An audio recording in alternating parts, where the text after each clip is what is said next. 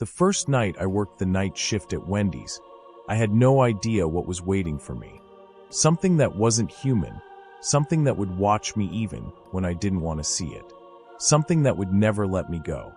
That night, I wasn't scared. But the next one, I couldn't even look back. My name is Carlos. I'm 19 years old. I started the night shift about 2 weeks ago. At first, I was excited. I've always been a night owl, and the pay was better. Plus, Javier, my best friend, worked with me, so it didn't feel as bad. But one night, everything changed.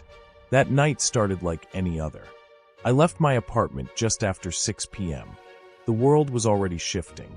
The usual hum of the city had grown quiet, and the air felt thick, almost as if it was waiting for something. The shadows on the sidewalk stretched longer than usual, making everything feel off. But I didn't think much of it. I was just going to work, finish my shift, and go back to my empty room. As I stepped onto the train, I felt something strange, like an itch between my shoulder blades.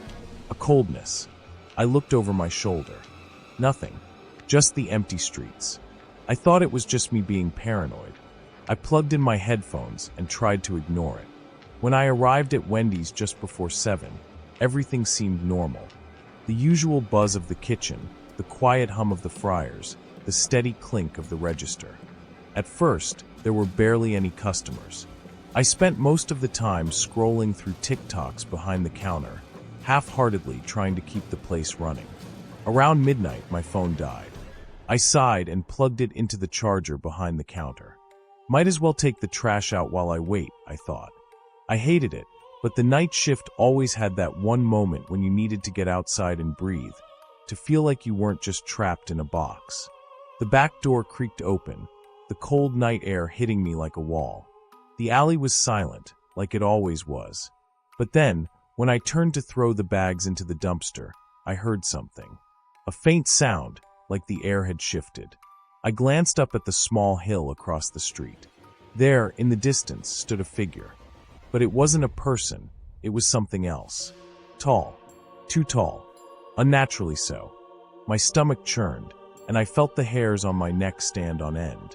The figure didn't move, didn't make a sound. It was just there. I squinted, but the fog creeping in blurred everything. Its outline was like a shadow stretching too far. Long arms. Still as stone. I told myself it was nothing. Just some weird figure. But I couldn't shake the feeling of being watched. I threw the trash away and hurried back inside. As I stepped through the door, the air inside felt heavier, like I was dragging something with me. I tried to ignore it. It's all in my head, I told myself. Around 2 a.m., I was finishing up cleaning, wiping down the counters, stacking the chairs, checking the fryer. I was so tired, my body aching, but I just wanted to finish and get out of there. That's when I heard something. The softest scraping sound. My eyes flicked up. There, in the flickering light above the front door, stood the same figure. I froze. My heart skipped. But this time, I could see it clearer. Its face, God, its face was wrong. It wasn't just ugly. It was wrong. The skin was pulled too tight, like it didn't belong on that skull. Its eyes, those eyes. Too far apart, sunken, dark like they hadn't seen daylight in centuries. Its mouth hung open, not in a natural way, but like a broken puppet. And its clothes, they didn't make sense. Layers upon layers, like it had been wearing them for years. I wanted to scream, but nothing came out. I cleared my throat, trying to stay calm. Sorry, man. I called, my voice cracking. We're closed. We open again at 7. Nothing. No movement. No sound. Just that silence. I turned back to the soda machine, pretending everything was normal. But the weight of those eyes, they didn't leave. They were on me, cutting through the glass. My breath came shallow. I glanced up. Still there. I couldn't stop looking at it. It was as if its eyes were probing me, measuring me.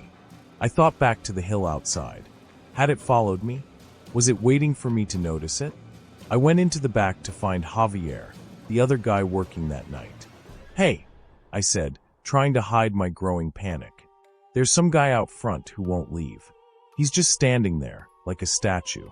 It's freaking me out. Javier yawned and stretched. Probably just some drunk. Let's go shoo him off. We walked to the front counter, but when we got there, he was gone.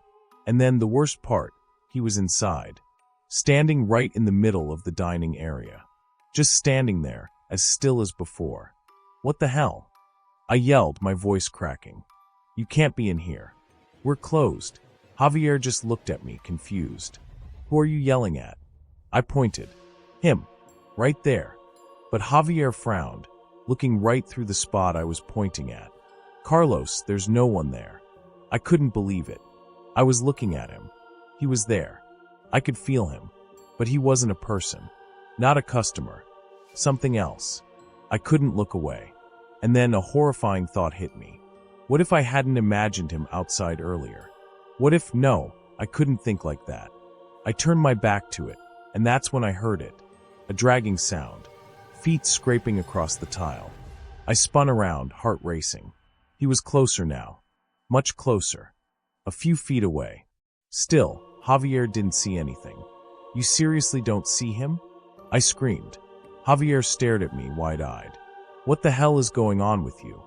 I didn't know what was real anymore. I ran to the kitchen, keeping my eyes glued to the figure. Every time I blinked, I heard it again, closer. It only moved when I wasn't looking. It was like it was playing with me. I couldn't breathe. My hands shook as I searched for something. Anything. Then, I found a small mirror above the sink. I held it up, just enough to see the hallway beyond. And there it was. The figure. As long as I kept watching, it stayed perfectly still. So I moved. Slowly. Carefully, never breaking my gaze. Using reflections, the glass divider, anything that would let me see it. It took me what felt like forever to get to the back door. My hand grasped the handle, trembling. Just as I was about to pull it open, I heard a voice, a low, guttural whisper right behind me. Don't leave. My body went cold. I didn't have to look. I could feel its breath, foul and rancid, brushing against my ear. But when I turned, nothing was there. No one. The hallway, the kitchen, the parking lot, empty. But I could still hear it. That breathing. That presence. I tore open the door and bolted into the night. When I finally got home, I locked all the windows and doors, but I knew it was still out there. Watching. Waiting for me to slip. I haven't gone back since. But the thing is, I don't think it will ever stop following me. Not now. It's still there, lurking in every reflection, every shadow. Just waiting for me to look away. And I know deep down that one day I won't be able to stop myself. And then it will finally catch me.